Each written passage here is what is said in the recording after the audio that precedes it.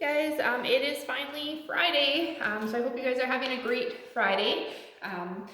We are going to start your workout with 2 rounds. We're going to do 10 really big arm circles forward for 10, and then you guys are going to go backwards for 10. So make these really big, do them with purpose, don't just kind of whip through them as fast as you can. Nice, slow opening up. So 10 forward, 10 backwards. Then you guys are going to watch the clock, and you're going to sit in the bottom of a squat for a minute. So when you guys are sitting down here, I want you to focus on driving your knees out, and I want your heels to stay planted and your chest to stay tall. So I don't want you guys on the balls of your feet, and I don't want you guys just rounded over here. We're gonna hold that nice position with the heels down, knees out, chest nice and tall for that minute. Then you guys are going to do that 30-second hollow hold. So the goal with this one is that small of the back is pressed into the floor. So laying on your back, start by raising your shoulders up, push the small of the back into the floor, raise your legs up. If you can, arms go overhead, and if not, we're going to tuck. So knees to your chest, arms down in front of you. So you have 30 seconds for a hold. Again, don't try to accumulate the hold. Watch the clock for 30 seconds and just try and hold it for as long as you can during that 30-second time period. So 2 rounds of that to start. And then we're going to go for a 20-minute AMRAP today. So for the kids, you guys are going to do 10 minutes.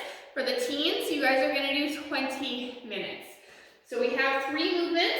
We have our hand release push-ups. We have our alternating leg V-ups, which we can sub with some bicycle kicks, some sit-ups. And as you're doing the workout, if you guys want to switch it up, you guys can change that movement every other round, every round, however you want to mix it up. And then you guys are going to do 30 squats. And for those of you that have some weight, we're going to add a weight to it and change that to a goblet squat. So for the push-ups to start, hand release is when we just lift our hands off the bottom for a second and then press back up. So we want to make sure, as always with our push-ups, hands are underneath your shoulders so that your elbows are tracking nice and close beside the body, keeping your core and your bum nice and tight. Because we are resting on the bottom for that split second when we bring our arms up, it's important when you guys press again that we're engaging through the core and the glutes. Think of squeezing your legs.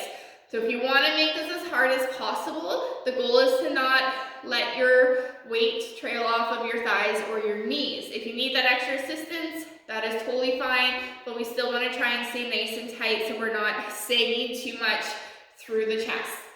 So we have our hands under our shoulders. I'm going to come all the way to the floor, resting my chest on the floor. Raise your hands up. Press your hands back into the floor as you press up. So again, if you need to use your legs after you raise your arms up, then you can let those knees trail and try and finish in that plank. If you want to just finish off of your knees, that is fine as well. So just make sure you get your hands up for that split second, but try and remember to keep your form nice and tight, core nice and tight, bum and legs tight. Then we have our alternating V-ups. So we have 3 options for your sit-up portion. You can do your V-ups, just like we've done the last 2 days, coming up to that alternate, or the opposite leg, and then coming back down. You can do sit-ups. So if you don't have that ab mat where we have our little thicker end that goes to the thin side, if you have a pillow, a cushion, something that you can kind of mimic, this is a rolled up yoga mat. You're going to do your sit-ups with your feet together, arms going behind you, and then using your arms as momentum to come up.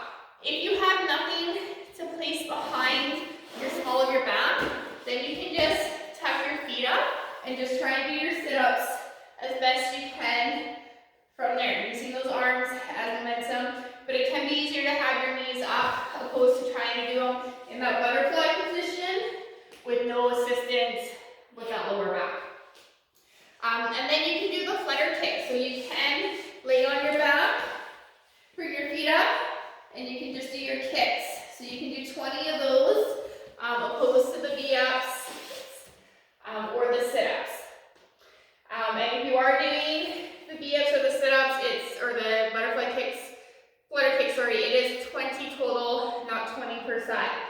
And then we have our squats.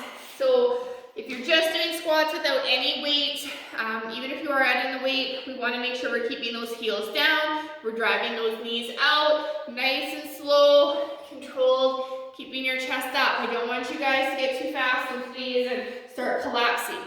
If you're going to add some weight, you're just going to hold it into your chest. So whatever you have for weight, if you have a dumbbell, if you have a kettlebell, maybe you have a milk or water jug, and you can hold that into your chest. If you have a backpack and you want to fill it with some books or something that feels like it's a good weight for you, you can hold that into your chest as well. So finding a way to maybe increase the difficulty of the squats will help to kind of slow down how many rounds you're going to get in the workout, so you're able to break up those squats, having to take a rest if you do happen to challenge yourself with a little bit of weight. So again, for the kids, you're going to do as many reps and round as possible in 10 minutes. For the teens, I want you guys to go for that full 20. Our accessory work for the day, we're going to do 10 bent over rows. Again, this is just for the teens. The bent over rows, any kind of weight that you have. If you have something that you can just hold in one arm and it's light enough or heavy enough, depending how it goes for the one arm, the bent over row, we're just going to hinge back. Think of keeping your back nice and flat, shoulders up. So I want you guys looking straight ahead. We're just going to pull it up and control it back down. If you have something that's a little bit heavier and you need to do it with both arms, that's totally fine. Just hold it in both arms, pull it up to your chest, and control it back down. Just make sure when you're doing this movement that you're not using your hips and we're not kind of bouncing. We want it controlled, using your back muscles to pull that weight up. So you have 10 of those, and then we have our windmills again. So these ones can be weighted or unweighted. We're putting a weight in that arm overhead, making sure this arm stays locked out, and we're coming down to the side and turning all the way up. Make sure you come back to the starting position. So before you start your next rep, your arm should be able to touch your ear. I don't want you guys to come down and come up thinking this is your start position. Finish that movement. So you guys are going to do 10 for both sides on that one. Again, if you're adding weight, keep it really light. You have to make sure that that elbow is staying completely locked out. And then we have our lateral step up. So you're going to do 10 right, 10 left. With these ones, again, just making sure that the leg that you're stepping all the way up onto can reach full extension without assistance from that back leg. So coming down, keep your leg on that object, pressing up, coming back down. 10 right, 10 left. So that's the accessory work for the teens. Then we have our stretching. So we're going to do 2 minutes in what we call a couch stretch. So this one is ideal if you have something that you can support that back leg up onto. So if my bench here was a couch and I could get it on top of my cushions, my back knee is going to come to the floor. My other leg is up in support, and I'm just going to lean into it. So we're looking for a stretch deep into the front of the back leg. So we can do this either on the floor, or with a couch, you can also do it up against the wall. So if this is the wall behind me, I can get in the exact same position and holding that.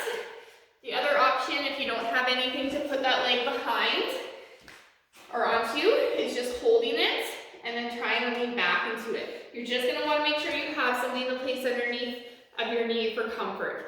So we're going to do 2 minutes per side in that position. Make sure you guys are focused on breathing. And then we're going to do a minute aside in a pigeon stretch. So the pigeon stretch, we're going to bring our front leg out in front. You can think of bringing your ankle into your hip pocket, and then we're just going to lean forward and relax. So we're going to hold a minute aside here. Then you're going to take that other leg, bring it in front, and hold for a minute aside. All right, that is your Friday workout. I hope you guys have a great weekend, and I will see you back next week.